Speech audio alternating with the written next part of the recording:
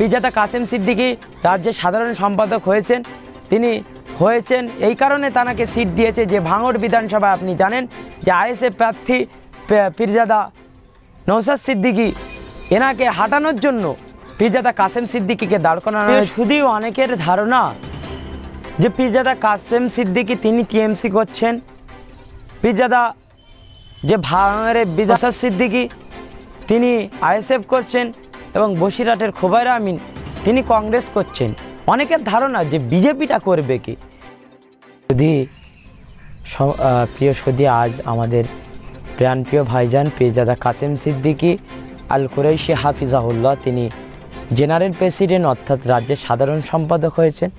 বিশেষ করে আমরা মাদ্রাসা বোর্ডের তরফ থেকে এবং আলিয়া বিশ্ববিদ্যালয়ের তরফ থেকে এবং ফুরফুরা ফাতিহিয়া সিনিয়র মাদ্রাসার তরফ থেকে এবং পশ্চিমবাংলায় যে সকল মাদ্রাসা আছে তাদের তরফ থেকে আমি পিরজাদা কাসেম সিদ্দিকীকে আমাদের অন্তরস্থল থেকে তাকে ধন্যবাদ জানাই এবং তার জন্য প্রার্থনা করি। তিনি আজকে রাজ্যের সাধারণ সম্পাদক হয়েছে, বিশেষ করে শাসক দলের অর্থাৎ টিএমসি দলের তিনি রাজ্যের সাধারণ সম্পাদক হয়েছে।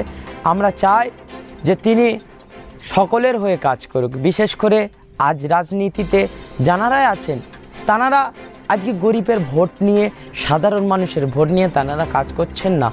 আমরা মনে করি, আমরা মাদ্রাসা বোর্ডের সাধারণ ছাত্ররা আমরা মনে করি যে আজকে যদি পীর পরিবারের মধ্যে যদি কেউ রাজনীতিতে দাঁড়ায় বা আলেমুলামারা রাজনীতিতে দাঁড়ায় এবং হিন্দু ভাইদের মধ্যে হিন্দুদের মধ্যে যদি পণ্ডিত ব্যক্তিরা যদি রাজনীতিতে দাঁড়ায়, আমরা মনে করি যে চুরিটা কম হবে, চুরিই হবে না।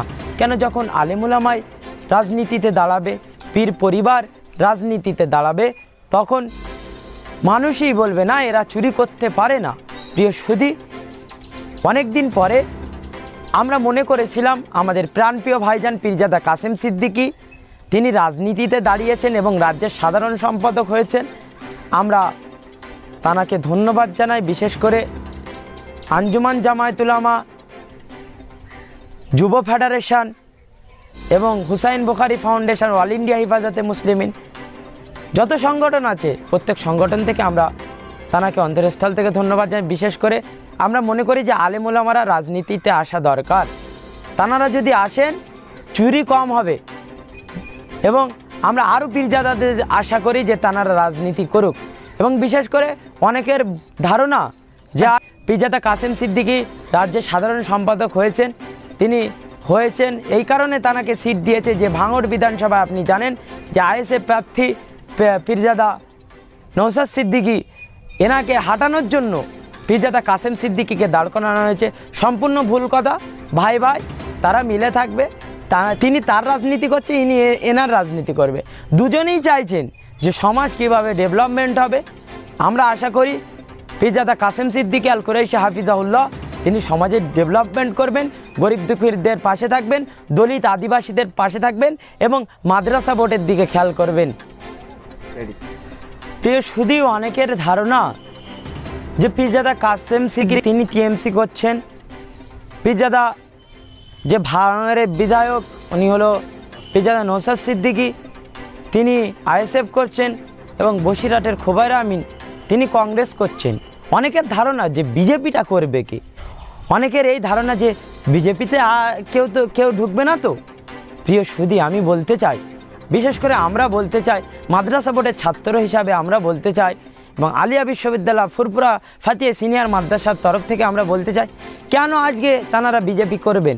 সিপিএম হোক, টিএমসি হোক, আইএসএফ হোক, কংগ্রেস হোক, সবাই চায় যে বিজেপি হলো একটা অমানসিক একটা দল, সাম্প্রদায়িক দাঙ্গা বাঁধায়।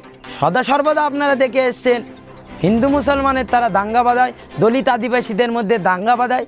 এই দাঙ্গাবাজদের বিশেষ করে আলেমুলামারা চায় না যে এই দাঙ্গা ফাসাদ দলের মধ্যে ঢুকতে। যারা মসজিদ ভাঙে, যারা মন্দির ভাঙার চক্রান্ত করে, মসজিদ ভাঙার চক্রান্ত করে, বিশেষ করে হিন্দু মুসলমানের দাঙ্গা বাঁধায়, কী করে আলেম সমাজ এই বিজেপিকে বেছে নেবে? এটা কখনোই হতে পারে না। যারা এই ভুল ধারণা প্রচার করছেন তারা ভুল প্রচার করছেন, এটা কোনো দিন হবে না। যে যার জায়গায় সবাই ঠিক আছে, সবাই চায় কীভাবে সমাজের ডেভেলপমেন্ট হবে। আমরা আশা করছি আমাদের প্রাণপ্রিয় ভাইজান পীরজাদা কাসেম সিদ্দিকী আল কুরাইশি হাফিজাহুল্লাহ তিনিও সমাজে ডেভেলপমেন্ট করবেন, গরিব দুঃখীদের পাশে থাকবেন এবং যারা পিছিয়ে পড়া মানুষদের পাশে থাকবেন, চাকরিহারাদের পাশে থাকবেন এবং সমাজ ডেভেলপমেন্ট করবেন।